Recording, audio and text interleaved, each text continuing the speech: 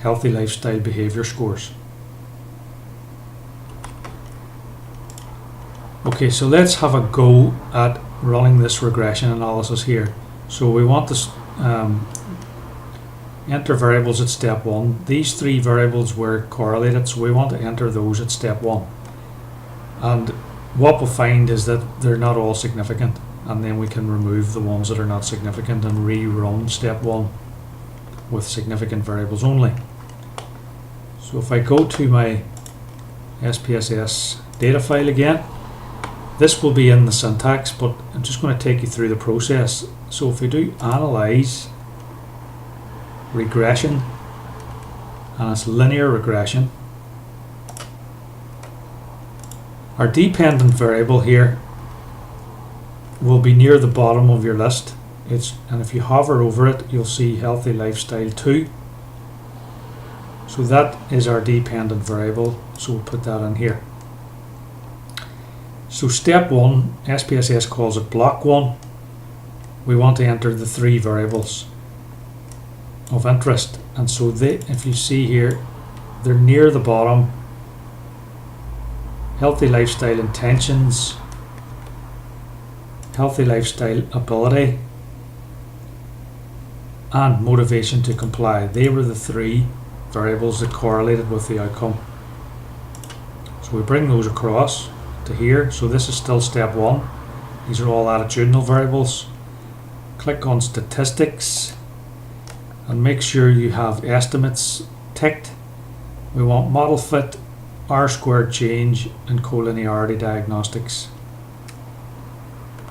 Click on continue. We don't need to worry about plots, save, options, style or bootstrap at this stage. So if I just run that, click on OK, it runs the model for us with those 3 variables entered. So you'll find in terms of writing up, the tables of interest will be the model summary table and the coefficients table. The ANOVA table can be more or less ignored, as can the collinearity diagnostics table.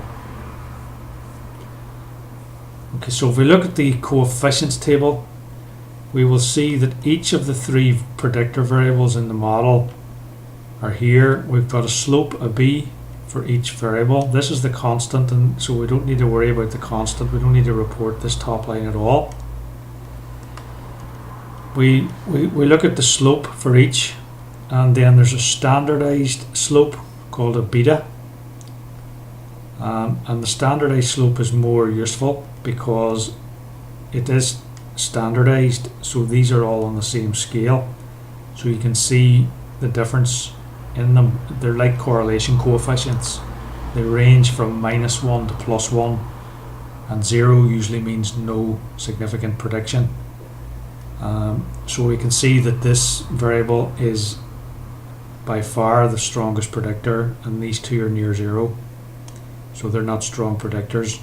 If we look at the probability of getting this result by chance, this is not significant.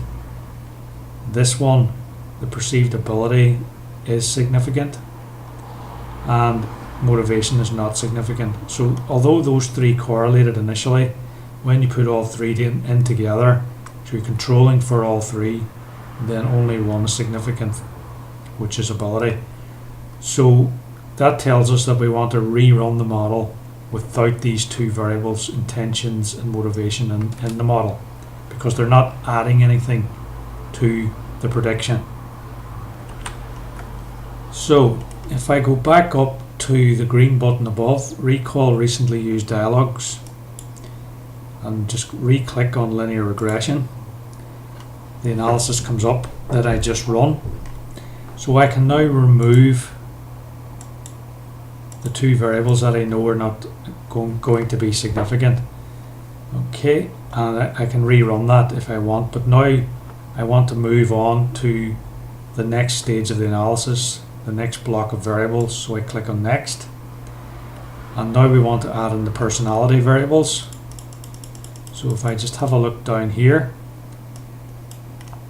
we know that extroversion and openness were correlated. So we'll put those in, extroversion and openness, and we can run that model. So now we have, in the model summary here, we've got two models, and we've got two ANOVA models which we can ignore, and we've got a set of coefficients for model 1 and coefficients for model 2. So we know that model 1 has a significant beta. Model 2, healthy lifestyle ability, is still significant whenever we include personality. And personality, the p-value here is significant and the p-value here is significant, so these are adding something extra to the prediction because they're significant, and ability is adding something extra to the prediction over and above personality. So including all three in this model, they're all significant, so we can keep them. And the betas again can be compared, and this one is a negative slope, this one's a positive slope, but perceived ability is still the strongest predictor if you think of these as standardized correlations. We can ignore the excluded variables table, and we can ignore the collinearity diagnostics table. Okay, so model 1 here under model summary explained the R squared was 34.6%. Model 2 explained 45.3%. So the difference between model 1 and model 2 was 10.7% here, from 34 up to 45. That 10% gets tested for significance. So is the extra 10% when you add personality significant? And this p-value here tells you the yes that it is. So this line here is model 2. So this 10% is tested for significance, and so an extra 10% explained is statistically significant. So model 2, which includes 3 predictor variables, is explaining about 45.3% of the variance in healthy lifestyle ability scores, which is significantly better than 34.6.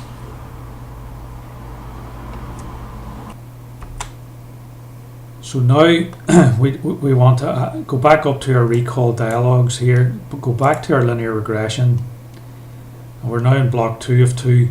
We'd also like to add in here the combinations of neuroticism and conscientiousness. So we'd like to add our dummy coded variables, our grouping variables. So if we just go down to near the bottom, we should see them. So here was the variable personality group with the 4 categories, and then here are the 4 dummy coded variables. So we can bring those across, but remember we have to leave out one. And that one, the one we leave out, becomes the reference group. So I'm going to leave out group 4 and bring these 3 into this model here. So group 1 will be compared to group 4, group 2 to group 4, group 3 to group 4. So if I run that, we still only have 2 models, but now we've added more personality variables here to model 2.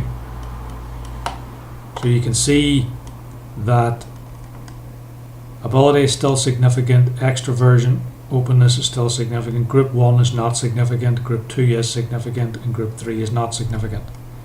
So group 2 is significantly different to group 4 in terms of the outcome variable here, healthy lifestyle scores. So it doesn't say here which group has a higher score, healthy lifestyle score. It just says that group 2 is significantly different from group 4, the reference group. So you could actually look at the mean scores for each of those 4 groups in SPSS to decide or determine which way that difference is. So I've done that for you, and it's in the PowerPoint here. So the 4 groups that we had these are the mean scores on healthy lifestyle. So we now know that group 2 is significantly different to group 4. So you can see that group 4 has a lifestyle score of 33 compared to 27. That is significantly different. So people in the high group have significantly higher healthy lifestyle scores than people in group 2, the high C, low N group. Group 3 and group 1 are not significantly different from group 4, but they are similar, but it hasn't reached statistically significant p-values. So only group 2 is actually significantly different from group 4, but the trend is there. You know, group 3 is lower than group 4 and group 1 is lower than group 4, but those differences are not statistically significant. So in terms of our model here, where we're at step 2 at the moment, we would want to add in here another variable called group 2 versus group 4. So that is significant. Now we're going to move on to the behavioural ones, and we actually just want to add in cognitive restrained eating and uncontrolled eating because they were significant to the model. So if I go back down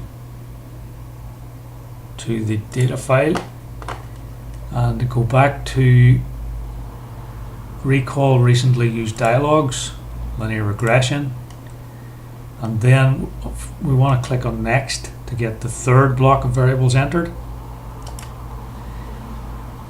And now we want to scroll down to pick up the behavioural variables near the bottom. So we've got uncontrolled eating and cognitive restrained eating. We know they both correlate, so we'll put those in at block 3.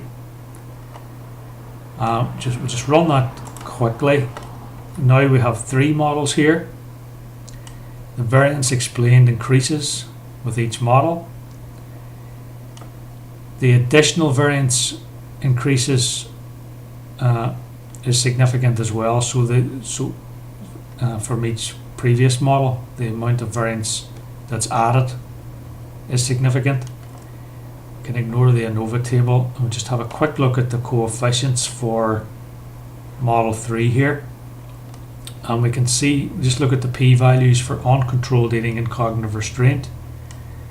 And we can see the cognitive restrained eating is significant, but uncontrolled eating is not. So we can rerun this model, but remove this variable because it's not adding anything significant. So if I go back up to my dialog recall linear regression command and remove uncontrolled eating, we still have everything here. So with block 3 cognitive restraint, if I go to previous, we still have these at block 2 and we still have block 1 perceived ability. So we still have everything in place, but we've removed a non-significant predictor. So that is our final model. And here we have it. So let's just talk through the final model. In terms of the model summary, the R squared for model 1 is 34%, model 2 it increases to 52, an increase of 18.2%. That 18.2% is statistically significant. And model 3, which adds the behavioural variables, increases the R squared from 52 up to 57.8%. So it's not a big increase, it's only 5.5%, but it's still statistically significant increase. The adjusted R squareds are also worth reporting.